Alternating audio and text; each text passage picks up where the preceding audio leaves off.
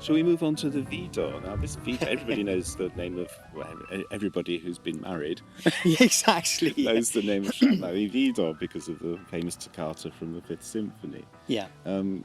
Personally, I know practically nothing, maybe that's an exaggeration even, absolutely nothing is probably nearer the truth, of Widor's music not for organ.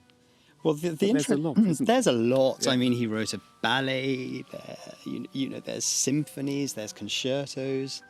And it's true that the organ symphonies are the only thing that he's remembered for. And I made it my business to know all of the organ symphonies when I was quite young. And I remember listening to them on tape cassettes with a score. When I was in my teens, I think. So I've known of his music, for a very long time. And it happened that I was in Florida a decade or so ago, visiting the house of a musicologist called John Neer, who is an expert on Widor, a brilliant organist, and wrote a detailed biography called Life Beyond the Toccata. And it was through John Neer that I was introduced to the piano music, of which I simply had no idea there was any whatsoever. And it turns out there's actually quite a lot, several volumes worth of really very excellent, extremely quirky at times music. And I think it shows it's very difficult to write music for the organ that has whimsy. I think that's the organ doesn't lend itself to that. No, generally he writes for the space and the ecclesiastical ambience, despite the fact they're concert works, really. The organ symphonies I'm talking about. Yeah. But this is completely different. I mean, it is. The piano music is kind of, at times, completely unhinged, I have to say. Adventurous. Whimsical.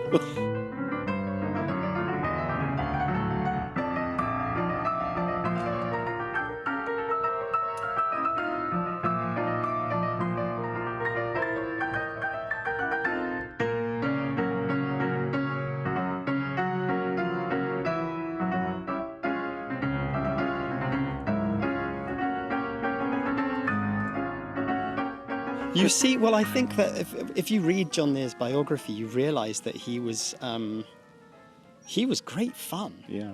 He was quite an interesting character. Which you wouldn't know from the organ symphonies. Not necessarily. No. They're very serious. Yes. And you get more of the sort of capricious side of his character in the piano music.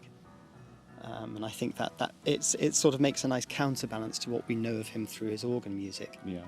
Nonetheless, I mean, looking through the individual numbers, he was very preoccupied, I think, with the music of Robert Schumann. And as we were saying yesterday, France has adopted Schumann as its own, really. So that must have gone back quite a long way. And I think it's the element of randomness that you get in Schumann's music that might have appealed to him. There are a couple of direct quotations that you find in the Carnival to Schumann's Carnival and the First Piano Sonata. They're kind of there if you look for them. Yes. But in common with Schumann, I think if you look hard enough, you find what seems like a whole load of very disparate elements within this quite large structure. If you look hard enough, you see that nonetheless they're rigorously organised. And virtually the entire material for the whole thing exists on the first page of the first movement. Oh, really? Yeah, everything is there in some form. Yeah. Even though some random chromatic scale that flies up to the top of the piano in one of the movements, it's from the first page.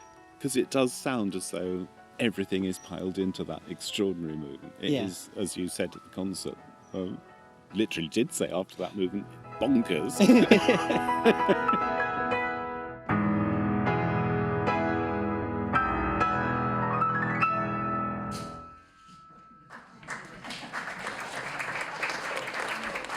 I mean, it's also tremendously good fun, but I mean, I sometimes feel...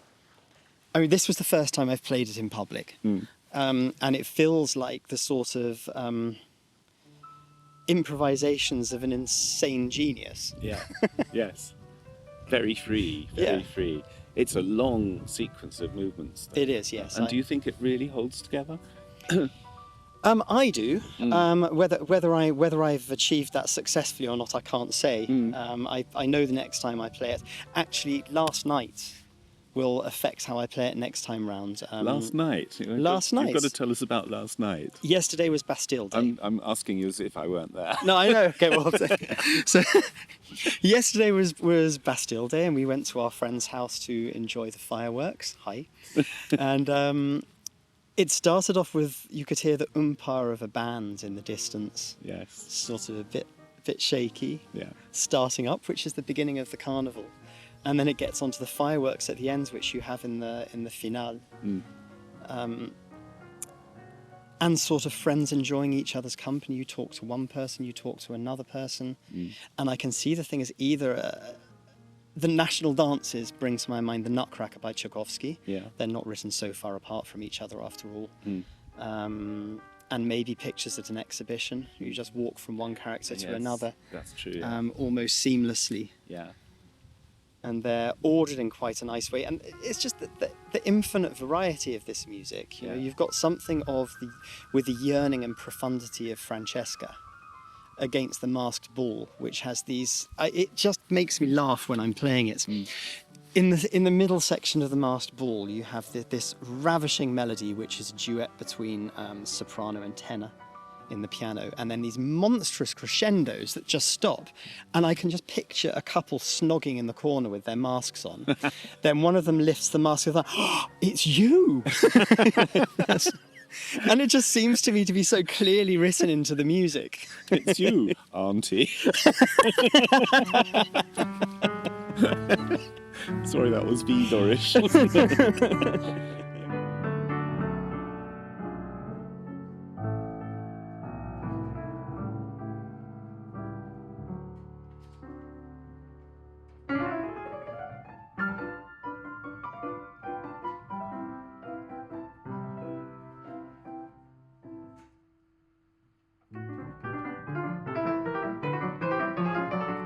But you're saying you had time to kind of have these thoughts. There are so many notes in it. There are. I mean, I think he must have been an extraordinary pianist. He said that pianists don't trouble themselves too much with my music. Yeah. So I think even in his lifetime, the piano music didn't really catch on. Yes.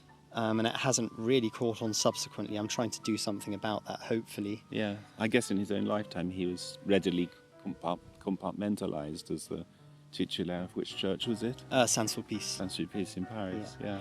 I think it's something that I find perplexing that you have Fauré, you have Saint-Saëns. Yeah. And these composers have survived posterity very much intact, but not Widor.